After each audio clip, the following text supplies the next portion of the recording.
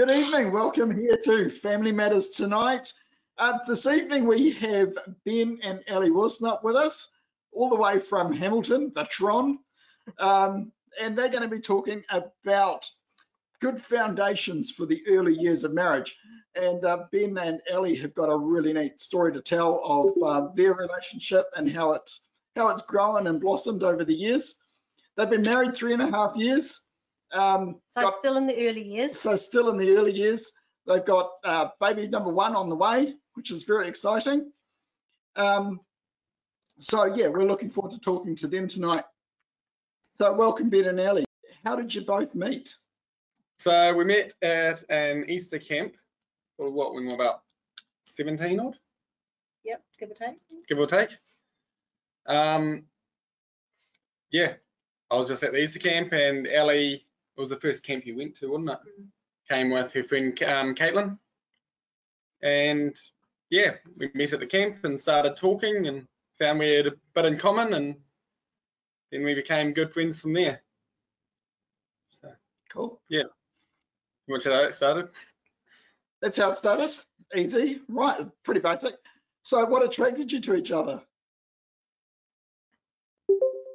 I think definitely for me it was, she was just so easy to talk to. Like, it was the sort of person that you could just talk and talk and talk and not realize where the time has gone. We never had a silent moment.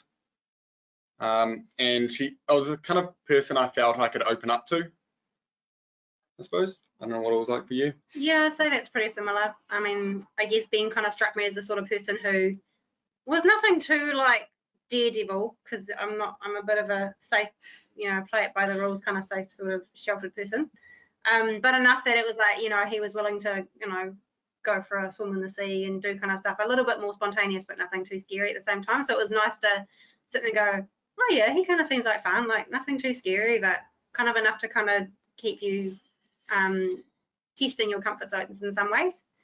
So that was kind of cool. But yeah, I agree. I think the biggest thing for both of us was it was to find somebody that you sit there and go, oh my gosh, it's so easy to talk to this person, and conversations just happen out of nowhere. And especially for me, going to my camp, to find somebody who, every conversation you have is kind of like, hi, how are you? What's it like? How are you finding the camp? End of conversation. And so talking to Ben, it was kind of like, we talked about all sorts of random subjects. And it's like, I guess, yeah, being a first camp, it made a big impact, sitting there going, oh, I can actually really get along with somebody. It's really nice. Yeah. So just backing up a bit, Ellie, so you didn't come from a Christadelphian background. You were a school friend of Caitlin. So obviously along the way, your relationship with God had to develop. So you found that you sort of, that sort of worked in tandem with your growing relationship with Ben? How did that sort of work?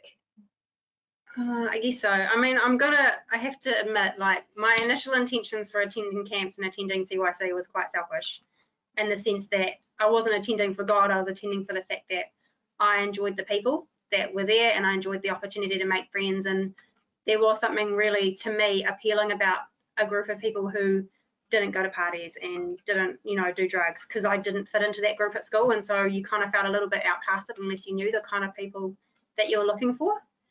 So my initial intentions of attending things was quite selfish in that sense, but as you can imagine, it grew over time to sit there and go, you get an understanding of God and what he does for you, and you start to see him working in your life, even in the smallest ways. So I don't know, I feel like I'm not really.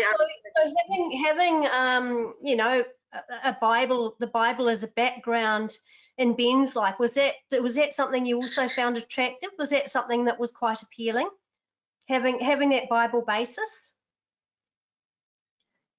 I suppose it was kind of more, I wasn't into like the drugs and the drinking and the partying, and it just didn't interest me. And I think for you, that's probably what more. Yeah, I guess that was kind of what felt like I had something in common with Ben, is the fact that neither of us were into that stuff. And you kind of attend a Christadelphian camp and nobody's really into that stuff. But yeah, I guess there is a level in which when you're I've never really dated anybody outside of the truth, in all honesty. But it was nice to meet people and see people like, I don't know, like Ben, who they kind of had a moral standing, and you sit there and go, I don't feel like he's going to try and take advantage of me, or that sounds really weird, but I don't know. Yeah. I know. Yeah. Yeah. Yeah, no, I know what you mean. It's someone who you can trust. Yeah. I guess there was that You know natural they're like, sit there and feel, you just feel a little bit safer. You sit there and go like, I don't know, they kind of have other people's best intentions at heart. Yeah. yeah. Yeah. So how long were you dating for? How long were you going out? So we were engaged for 1 year. Yeah, about 2 months. We were together for 3 when we got married. So about 2 years, somewhere around there. 2 years dating and 1 year engaged. Yeah, about 10 months engaged. 10 months. Yeah. So just a question on that was, what do you reckon about that time frame for engagement?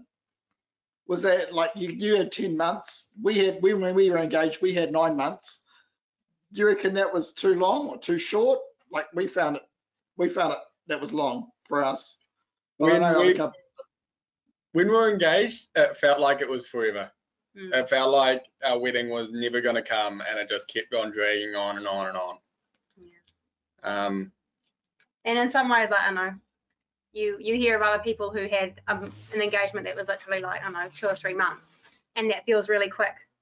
But I guess at the end of the day, we were always warned, like, be careful. Like, it is really exciting being engaged. And I know that I tell friends of mine who, or have told friends of mine that are considering getting engaged, like, you know, don't hold it off just because, you know, whatever. Like, if you want to get engaged, then get engaged. Because it is really exciting to walk somewhere and go, this is my fiance and all that kind of stuff. But it's definitely a case of, we waited 10 months because we wanted to get married in January, mostly for the weather. And by the time you're about 3 months into the engagement, you sit there and go, honestly, I'd get married tomorrow, and it could be thunderstorms. And it really doesn't bother me. But we were definitely warned, like, be careful, the longer you're engaged, the harder it gets. And I can definitely vouch for that, like, especially and I'm sure probably for any time frame it gets hard, but especially when you've been waiting that long and it's, you know, 1 week to your wedding, you sit there and go, we're so close, but you still have to stay so strong. Yeah. So did you set boundaries? Did you set boundaries in your relationship when you were going out? To be honest, we had, you know, the standard mental boundaries of, you know, no sex, essentially. But aside from that, probably not really. Yeah. It was just something we didn't really talk about. And we probably should have. Yeah. On that note, we sit there and go, I mean, I know this was brought up last night, the idea that the problem with dating is that there's no like given time as when you should bring up boundaries. And so whether it's the 1 month mark or whatever, is you sit there and go, oh yeah, we should probably talk about how far is too far. But it doesn't really, for us, we never really came across that moment. It was the sort of thing you kind of found out in some ways the hard way. One of you would sit there and go, after, I don't know, something happened, you sit there and go, I think that was a bit too far. I don't want to, you know, get that carried away next time. But engagement was, in some ways for us, gave us the opportunity to openly and easily discuss like redefining boundaries, instead of they're thinking like, okay, we've got to stick it in for the long haul. We've been warned how hard it is to be engaged, especially like, you know, we're meant to be having quite a long engagement. What kind of things are we going to be aware of? What kind of, like, do we need to reverse boundaries that we've potentially crossed? You know, are we being realistic with the boundaries? That kind of stuff. So we didn't have them in dating, and we both agree that it would have been nice to have them, or interesting to see how it could have turned out with them. But engagement, we definitely reevaluated, and I think it was easier, but also a good idea. Yeah. So you did find that really helpful, you know, evaluating boundaries at that point in time? Yeah, it definitely gives you the opportunity to sit there and go, I guess mentally preparing. And I've always explained it to friends of mine. Again, we kind of got married before several of our friends got married, so it gave us the chance to sit there and go, please try and learn from the mistakes that we made. And it's one of those things, having talked about boundaries, even if it's the sort of thing you might not want to discuss with your parents at a really young age before it even becomes an issue, just so that if you ever come to that moment, you kind of have that flashing light that sits there and goes, I think I'm going a bit far. Because if you don't discuss them, you don't have any sort of line that you're crossing. Yeah. Definitely. So what would you say to, what would be your advice to someone who's going out at the moment? You know, if you've got a young couple who's going out before they get engaged, what sort of, would you encourage them to have that discussion? Or would you say, well, wait till you're engaged? I would say probably the sooner the better. I suppose because that way it's out on plain paper. Everyone knows where they're at. There's no questioning that sort of thing. Yeah. It's sort of a bit awkward in a way because you're sort of presuming you're going to go a bit further, I suppose. Yeah. So I suppose once you both kind of reach that stage where you will, you know, reach that stage of, I think I'm in this for the long haul now. You know, I feel like this is going somewhere. I would say you should be having that talk, and didn't have that talk until we got engaged, and by that stage we're really in for the long haul. And I think that's a question that often comes up as well. Is like I remember being like freshly married, and people ask, you know, is it like, was it worth the wait? Because obviously that's often the biggest one, and a lot of people say, you know, well, we're already engaged, you know, we know we're going to get married, or they might not be engaged and say, we're going to get married, we know it's going to happen. You know, if we're that committed to each other, do you think it makes a difference to wait or to, you know, if you're kind of mentally committed, is it really a difference? And it's kind of hard to explain why, because your in-laws are sitting on the other side of the camera. But you sit there and go like, sort of thing, you do sit there and go, yes, I do genuinely feel it was worth the wait, even for the mental side of it. The relationships that I'm aware of where they didn't have the opportunity to wait, it didn't kind of plan out like they hoped it would. Often the guilt got to them before the relationship actually was, like, you know, sealed as such. And so it's amazing how carried away we can convince ourselves that something's okay, and then it doesn't take long for our conscience to kick in and go, you've taken that too far, and it can start to undermine a lot of stuff. You question everything. And so even just that sense of it, I would sit there and go, you know, or to people that asked, it was definitely worth the wait, because if you're that committed, is it really worth? It's such a small sacrifice to wait until you know it's approved by God in that kind of sense. Yes. Yeah. I remember being at a camp and being left behind one evening whenever all the kids went out, and we were left behind with a few couples. There was about three couples, and we were all just having this heart-to-heart talk around a big pot of custard that we were stirring, and we all came to the conclusion that there was stuff that we regretted in our relationships. None of us had sex before marriage, but we'd all regretted how far we'd gone. And that was every single one of us. And, you know, from a number of different relationships. And, you know, I'm just really, like you, I know, really keen to get that message across that says, you know, keep yourself pure until you get married. It's so important, and it saves all those regrets. Yeah, and I think that was the thing that we found is when we did our pre-marriage classes with you guys, and we found them, like, they were interesting, and it's the sort of thing I would like. I'm not saying they have to do them with Rob and Sharon, but I would definitely recommend them, because it makes you consider stuff that you kind of just brush under the rug or don't think about, and it's the little things that tend to trip you up in your first couple of years, like, I don't know, sticking your socks in the washing basket. Crochet needle. I'm never going to be forgiven for that. Never. We'll come to that one soon. But yeah, like when we were doing our marriage classes with you, it kind of touched on the subject of why we don't press the red button. But it's a shame, I know Ben and I both thought it's a shame that we're being told this now, when really, normally by the time people get to their state of engagement, they've potentially already crossed a lot of the boundaries that we're warned not to. And it's simple things like there's a psychological thing of even just kissing is amazing, how your brain really cannot differentiate that between kissing and full-blown red button. But it's little things like that. I feel it's hard to bring up, I'm sure, as we're not parents and we don't know how that is, but it's a conversation I feel like we possibly are lacking, and there's a lot of young people can get into hot water because we actually don't know any better, and we aren't given the reasons as to why we're asked to wait, other than because God said so, which when you're a young teenager, it's not normally quite enough. Yeah.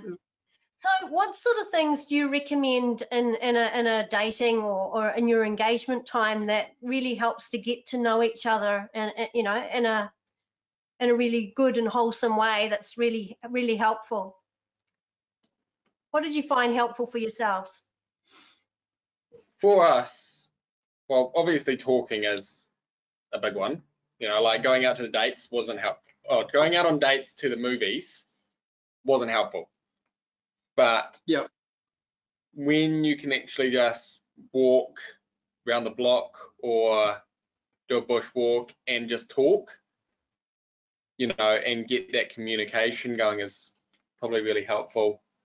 And I think for us, most helpful was actually organizing things together, as when we realized whether we were compatible or not. Yeah. As when you have to. So what sort of things did you organise? Well, it could have been anything from, you know, an activity with CYC, and so you both kind of have to work together to arrange a venue and to arrange what time and what people need to bring, and so you kind of tend to divvy up roles and responsibilities. But even like, I know for me, I found it really beneficial for when we might have gone to June weekend, and me living in Auckland, I would take a couple of people down to Hamilton, then we'd pick up some more people from Ben CYC, and we'd go the rest of the way from Hamilton down to Wellington. And it was really cool getting to see how we worked, like separately but also together. Like I was in charge of arranging the Auckland crew, and he would arrange Hamilton. We had to meet somewhere in the middle, make sure everybody was prepared. What did we do if somebody had forgotten a pillow? Like all that kind of stuff. In some ways it was kind of like parenting 101, but it was little things like that where we got to sit there and go, you get to see people's strengths and weaknesses. And so I don't know, it's hard to explain, like Ben was always the driver, and so that's kind of little aspects where I got to sit there and go, okay, so in married life, I'm quite content not to drive, and Ben is more than happy to drive, so I was okay with that. It also helps that I get car sick unless I'm driving. Yeah, aspects like that really gave us the opportunity and to actively be looking, is this somebody that I get along well with? Because I'm not sure about you guys, but I do seriously consider how even just simple CYC team building is a big tell onto how that works. And if you end up in a screaming match over building a sandcastle, you possibly have bigger things to work through than just marriage. Yeah, or sandcastles. Yeah.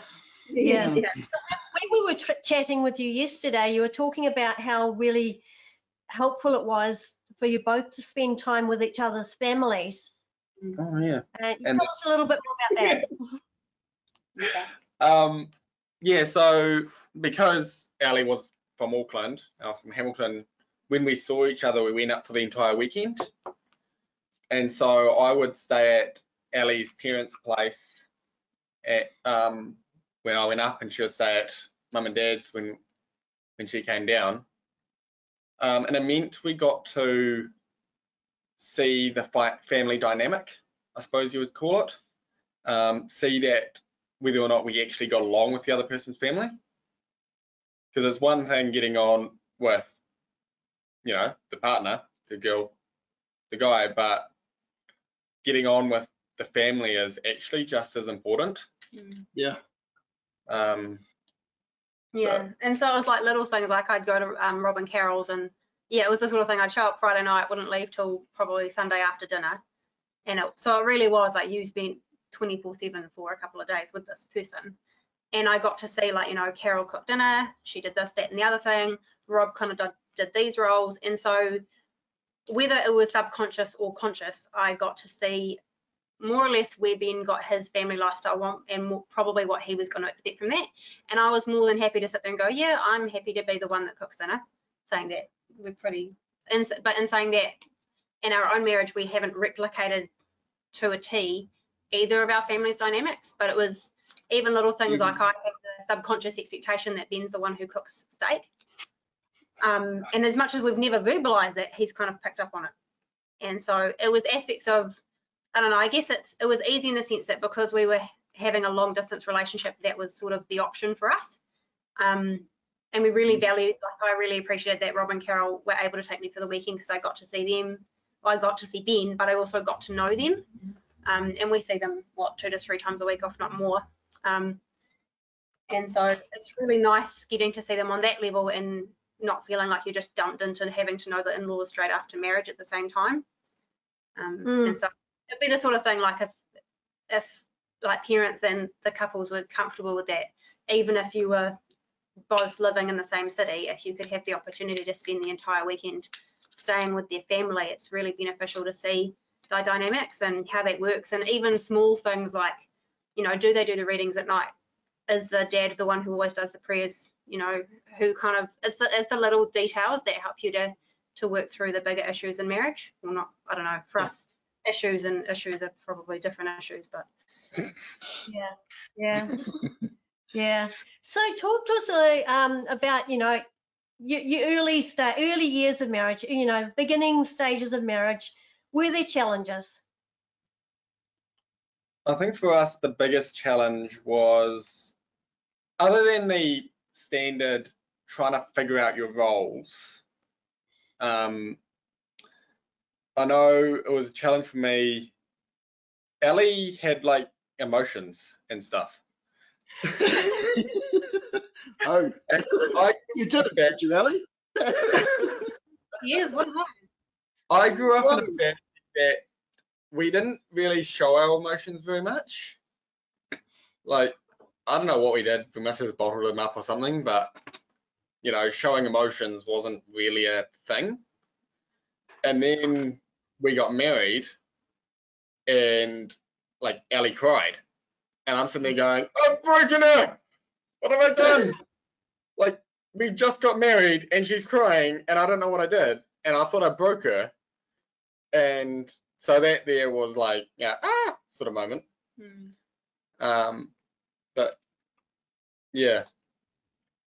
And like, yeah, I guess that's just like, I guess you'd call it teething of like early stages of marriage is the hardest thing, is often getting to see people on a more deeper and emotional level, because if they were having a hard time at work, you didn't see them during the weekday.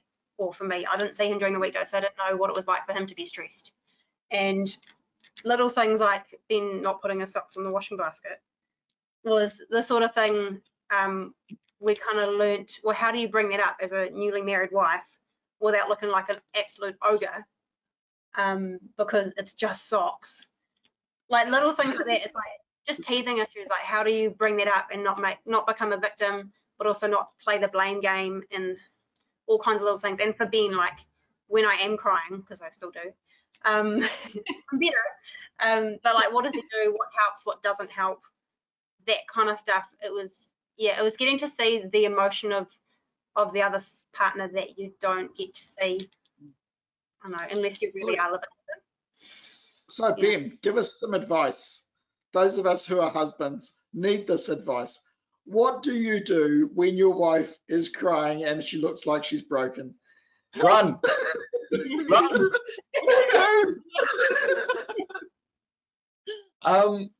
What I found worked for me, after a lot of trying to fix her, because I'm a mechanic, and when something's broken, I fix it. So after a lot of trying to fix her, I realized that isn't actually what she needed. What I found she kind of more needed was just straight out support. Go in there with a cup of tea.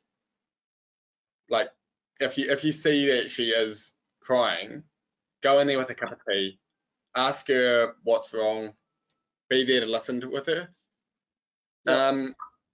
and let her know that you're there. And then, to be honest, I just kind of let her cry, let her be with her emotions a wee bit. And just kind of come back out into the lounge and do whatever and just check on her, make sure she's okay.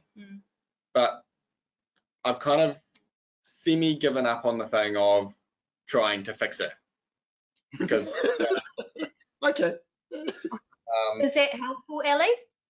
Yeah, I'd say, well, I think what we've discovered is normally I'm quite a rational person, but there are particular times of the month when I'm a little bit more irrational. And so a lot of the time I was crying, it was completely, there was no reason behind it. And in the sense of one of the reasons Ben probably felt like he broken me is that I had no idea why I was crying. And so it was stupid things, like I could be absolutely fine and then 2 minutes later I'd be absolutely bawling my eyes out. And I remember beating, like, you know, literally beating yourself up mentally, being like, why are you crying? You're so dumb. There's no reason to cry. You're absolutely happy. He's not doing anything. Why are you crying? And it wasn't directed at Ben in any way, but was Ben what was saying about how he kind of said, you know, it's okay, you know, just come out when you're ready. It's no dramas. I'm just going to be here. Give me a shout if you want a blanket, or, you know, do you want a hug or anything? It was amazing how I could see the progression and how quickly I actually started to get over that. And it's much like, you kind of feel like it's more normalized, especially when I couldn't put my finger on why I was sad. And so for Ben to sit there and go, it's okay, you know, like I still love you, like I know you don't know what you're going through right now, but it's okay, like I'm over here if you need me, kind of made me feel like it was okay to feel broken. And so it made it much faster in that sense for me to get over it, because I didn't feel like, or I wasn't beating myself up as much for not knowing what was wrong. And so, yeah, in that sense, that made a big difference for me. But that's the hard thing. Like my tears were probably, again, like it was probably hormonal, just irrational, kind of no reason to cry. So I got over it in a similar manner to why I started crying in the first place, which is potentially different to when there is something like actually wrong and it's more than just not putting your socks in the washing basket. Yeah. But yeah, we did find there was one particular reason that did make it quite rough on our newly wed marriage, I suppose. And when we got married, or just before we got married, we decided for Ellie to go on the pill for obvious reasons. And what we didn't realize is it played havoc with her hormones. And you found that you would be happy as 1 second, and then the next second you would just feel depressed and bawling your eyes out for, as she said, she couldn't figure out why. Yeah. Similar issue. Yeah, and there's, I don't know, I guess there are aspects in which like that, those kind of contraceptives don't work for everybody, and there's a lot of different options out there, but it was one of those things, like I don't feel like they always tell you about the side effects, and for us that was a massive side effect, and especially for the first like 6 months to a year of marriage, we had absolutely no idea why I was so upset, and it really made it difficult for us to feel like we were happy and we'd made the right decision when we had additional factors kind of playing into it, on top of simple things like finding a routine, whose role it was to put out the rubbish, you know, and that kind of stuff. Making up your own methods while living together is hard enough on its own, let alone when you've got other factors. Yeah. So did you ever have any point where you went, what have I done? Who have I married? You know, did you ever have a point where you were, really wondering what you got yourself into? What have I done now? I've committed to it for the rest of my life. I think we all go through little thoughts of like that, but to be honest, they got shut down pretty quick. Whereas I just sat there going, no, you're being an idiot. Like, you got the best girl you could ever have. Like, you know, I'd never had any thoughts, like any long lasting regrets about any of our marriage or any of our relationship. That's good. Yeah. Yeah. Yeah, but I think we brought it up last night about the idea that I think we've lived a very privileged life. In a lot of ways, we feel like we're not really qualified to even be considering this topic for good foundations for early marriage, because we've had it really, really easy in a lot of ways. Like you look at what some people have gone through, and I sit there and go, I feel guilty for saying it, but part of me is almost waiting for God to pull the rug out from underneath me and sit there and go, you know, you've had it pretty good till now, but you know, here's your hard patch. And so like having our families, like both mine and Ben's families, are incredibly supportive, and they're both really rational people. So like I'm not gonna go like, no, we both got people to sit there and go, we don't know what we're doing with this. Is this normal? Did you guys struggle with this? It was nice to have people around us who, you know, have obviously been married for several years and could sit there and go, you know, we struggle with that too. It's completely normal. You kind of get through that. Yeah. So, I think having our families there were probably the most important thing of our marriage as well, or at least one of the most important. Like, it's amazing how much we still rely on our parents. it's interesting actually how I feel like as teenagers you kind of like rebel and sit there and go, my parents are dumb, what do they know? They're like 150. They don't know what it's like. They don't know what it's like to be my age, that kind of idea. And then for us getting married, it was almost like a They suddenly grew brain cells and Yeah. they knew what they were talking about. Yeah, and then they I think we rely on our parents more, like for their advice, their kind of wisdom, their help. I mean, Rob and Carol come and help us with all kinds of things, like moving sparkles and other bits, all the time. And it's the sort of thing that's like we rely on them constantly. That is pretty much a 24-hour hotline. Yeah. Like, That's great. Yeah. And so I guess, like, I know there's a couple of parents that I saw sitting on there, and it would be the sort of thing of, if I was to say anything to a parent, it would say, just because your kids have got married, don't at all treat it like the birds have left the nest, kind of like hands off. In any case, like the first years of marriage especially, they need you more than ever because they have no idea what they're doing, and they have no idea what they're doing as a good option. And so like having that support and being invited around for dinner like you normally would have, or coming around for them to dinner at their place is really exciting. Like even now, it's really exciting when we have people over for dinner. We're like, oh, we're like adults. Well, you are like adults. You are adults. but on that note, how much involvement is good and how much, you know? How much is too much? Yeah. Because you do hear of a lot of stories of in-laws, you know, that the proverbial in-law who's sort of like Frankenstein marching into the house. And, I think we said before about it's important to get along with the family. And for both of us, we both get on with the family. And so our social life is actually our family. So like neither of our parents really push themselves on into our personal matters or anything. They don't push, but we kind of go to mum and dad.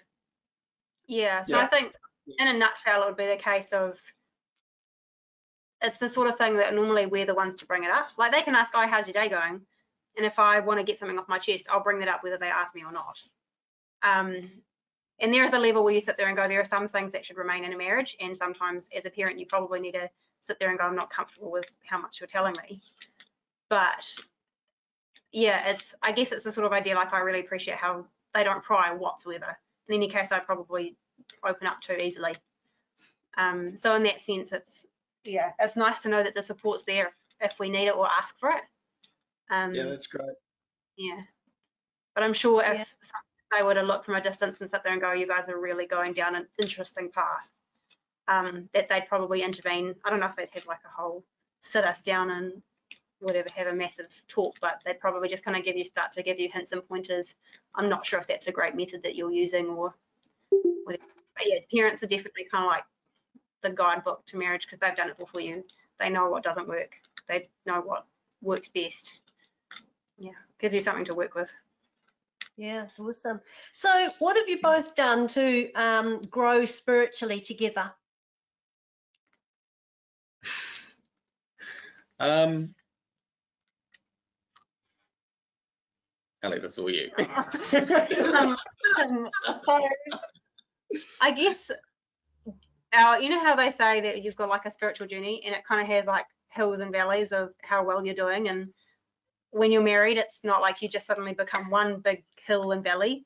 You just have completely different hills and valleys. So there are moments where Ben is on like a great spiritual high and he's like, yeah, we should do this and we should listen to a talk on the way up to Auckland and blah, blah, blah, blah, blah, and puts his hand up for organising. And there's other times when he's kind of at a bit of a flat line and I'll be the one to be doing that. And you sort of drag the other one through your enthusiasm. But yeah, I wouldn't really say we've got an answer to that one. We're still kind of figuring that one out. We don't have a method. It's still we're kind of going through our highs and lows. Sometimes we're at the same point together, but a lot of the time we're kind of opposite ends or halfway in the middle. So if you guys have suggestions, we're all ears. But it is good. It is good that even, you know, if you do have your highs and lows, what's happening with your marriage, well, from what you describe, is that the highs are pulling the other one. Yeah. We pull that way. Works better on the screen. And saying that, like, the meeting and Bible class and, you know, spiritual things like that are still the most, like, the guiding point in our lives. Like, they are still the most important thing in our lives. Yeah. And yes, we all go through spiritual highs and spiritual lows, but in terms of going to the meeting and praying and the bare basic stuff like that, it is still the most important things in our lives. Yeah. You know, like, Yeah, sometimes that you've made that a priority for yourselves then. Yeah, I was like, even little thing, the first time Ben or one of us was sick on a Wednesday night and they couldn't go to Bible class, it was kind of this weird moment where you suddenly have to make a decision about, am I going to go to Bible class without them? Am I allowed to do that? Are they going to think we're getting divorced? Like, it's these little things you overanalyze something so simple. And we decided that if one of us couldn't go to Bible class, the other one would. I mean, there's no reason to put your spiritual life before just because of their illness. Like, if Ben was absolutely bedridden and it was unsafe to leave him home alone, then you take that one as it goes. But little things like that, if I guess that was a decision that we made as well. It was, you know, we would still attend things even if the other one wasn't able to, because like going to the meeting or our spiritual life, at the end of the day, you want to get to the kingdom together, but it's also a personal journey for each of us. And so that was something that, I don't know, again, something you don't necessarily consider talking about pre-marriage until it happens and you suddenly have to make up your mind in 10 minutes. Yeah. So yeah. But yeah, like we still attend CYC, and we've kind of been discussing or not whether we'll continue once we've got a baby. Are we still going to do Sunday school once we've got a kid? All that kind of stuff changes based on your circumstances. And I know most of the reason we still continue to attend our CYC is that we don't have super high numbers, and so it's really easy for two people to go missing, and all of a sudden the CYC is halved in number. We're not quite that small, but you notice people are missing, and so the last it stopped going. And then when the 13-year-olds now get to 23, sit there and go, well, Ben and Ellie stopped going when they got married. You know, we're not married, but we're 23. Do we just stop going? And so I guess it's that idea as well. Like, you know, what sort of example are we setting for those below us or other people in our own age group? Just because we're married doesn't mean we don't need CYC, we don't need the socializing and all that kind of stuff that comes with it. Yeah. Yeah, and you are a great example. We've seen it. Yeah. sometimes Sorry? sometimes we question that. Have you had to deal with conflict? And what did you do about it? To be utterly honest, neither me or Ellie like conflict. Yeah. Both of us are the sort of person that in conflict we back down. Which makes conflict kind of easy for us, because if anything gets into any sort of argument, we both go, nope, and hop in our little shells. Yeah, which is time to wind down, take 5 minutes, sit there and go, yeah, I was being pretty irrational. you know, one of us normally reaches a point we feel the need to apologise. So we're very, very blessed in the sense that since neither of us enjoy screaming matches, neither of us start screaming matches. And so we've never, I wouldn't say we've really ever had an argument. Not a big screaming, throwing thing argument anyway. Like we've had discussions and disagreements. and things we disagree on, but and irritations like socks. Yeah, little things, and you sit there and go, you just bring it up in a bit of a gruff voice, and they kind of get the idea. And for the matter on the socks, the reason they're on the floor right next to the washing basket is because I throw them from the other side of the room and miss. And then I go back, pick them up, go back to the other side of the room, throw them again and miss again. And then by that stage, I really can't be bothered going to pick them up for a third time. So it's pretty much basketball practice.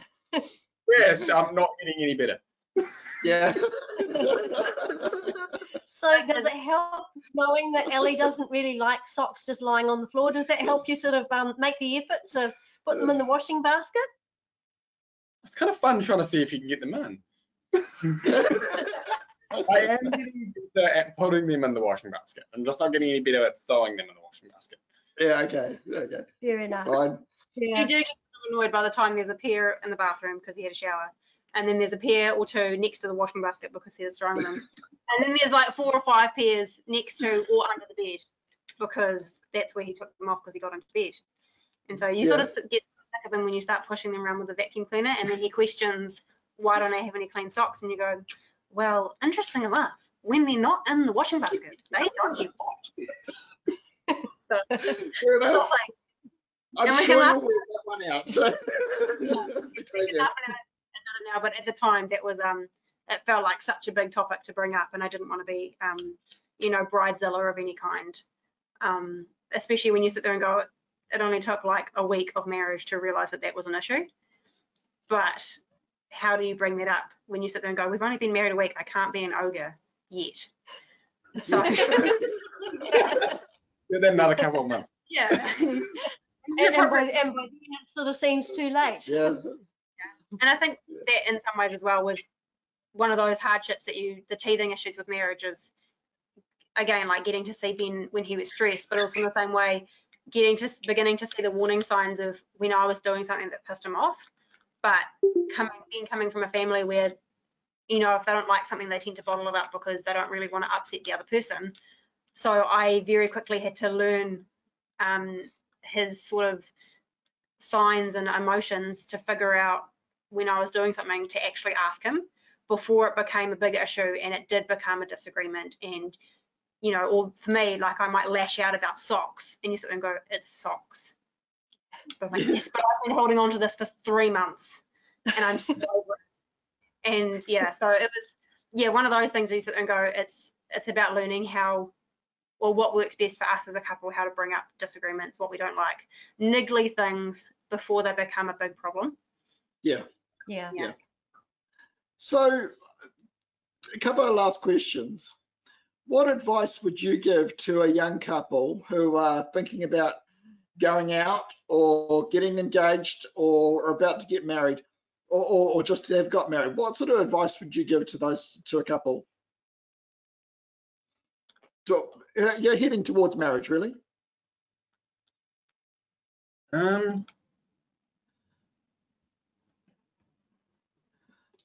I guess it would be reevaluate boundaries. I think that would be a really important one. Like that's one that I would not skip over lightly. For me, it was also not listening to all those people, especially at work, that said marriage is dumb, that it's an outdated custom. You know, why are you getting married, sort of thing. Well, you're so young, why didn't you just live with them? Marriage to me is probably the best thing I ever did. Don't listen to all the people that say it's dumb, it's stupid. You know, you're too young. Yeah, and in that same way, like I'll second that. That was best I'm thing I ever did too. very much an advocate for young marriage as well. Like I know it's easy for us because we were like 20 and 21, but it's nice to sit there and go, like the first time we moved out, we moved into a house together, and so we got to sit there and go, where do we want to put the cups? That's a dumb place to put the cups. little things like that where you get to build all the tiny steps. And it really is like you play little families as 5 and 6 year olds, and being married, like especially, I don't know, well, getting the first few years of marriage for us, even now, still feels like we're getting to play families for real life. Like you have people over for dinner and you have tea and coffee with people and you do baking and you make biscuits and all the little things that it feels like you are playing families in real life. I lost my train of thought. But yeah, that's, no, what else? Yeah, I lost my train of thought. Yeah, no, that's really cool. So moving on, what would, you know, from your first few years of marriage, what advice would you give to newly married couples? Or any couple to help them grow strong marriages. Yeah. I would definitely just say hang in there. For us, our relationship, it has only gotten better since we got married. Yeah, and like the whole, like don't, like for us, the first 6 months to a year of marriage were the hardest of all. And again, a lot of it's teething issues. A lot of it was additional factors. But it's the sort of thing, like don't base it off the first 6 months. Yeah, and you grow closer the longer you're with them, and you reach a stage where, you know, you can't see life without them. You know, you couldn't do life without them. You know, if they weren't there, you would sit there going, I don't know what to do. This is, you know, literally half of me is gone. I remember when we were dating, actually, somebody was saying to us, like, you know, you've reached a pretty serious point in your marriage or in your dating relationship when it gets to a point where just because they're not going to CYC, you sit there and go, what's the point of going? Like, you know, it's not going to be any fun if they're not going to be there. And it could be anything. It might not be CYC. It could be rock climbing. It could be anything. But because they're not going, you sit there and go, oh, well, I'll go. But, you know, it's not really the same. And it's kind of nice to sit there and think, like, you reach that point in your relationship and then you get to marriage and I don't know, I wouldn't say we're dependent on each other, but it is the sort of thing, like, it's just not the same. And so to reach that point in marriage where you sit there and go, you love this person to so many pieces that it's just not, it just, in a lot of ways, it doesn't feel like it's worth doing stuff without them. Like, you don't want to go and do something by yourself because it's way much more, that's good English, way better to go do it with them or take them along with you, because that's what you're doing, you're building life together.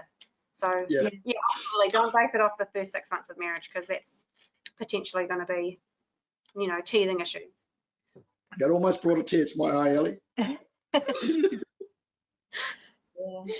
Thank you so much for sharing with us tonight. Yeah, you've been really great, open and honest, and it's some fairly difficult and taboo subjects that we traverse in talking about this. So thank you so much. We really, really appreciate that you've been willing to have this chat and yeah, share some of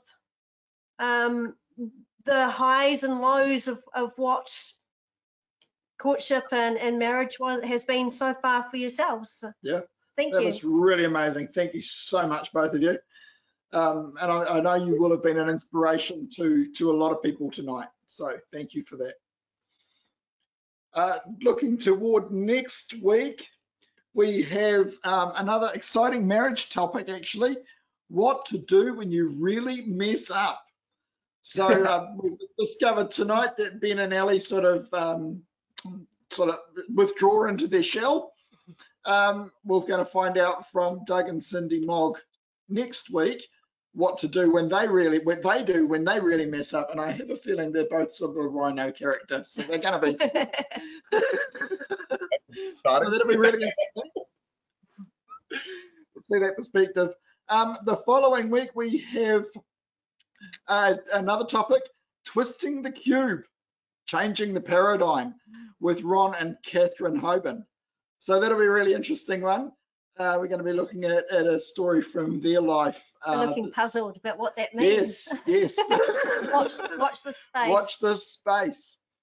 And if you want to receive any information, just email me at robert@thinkythings.com, and we will be able to, and I'll be able to put you on the Family Matters email list.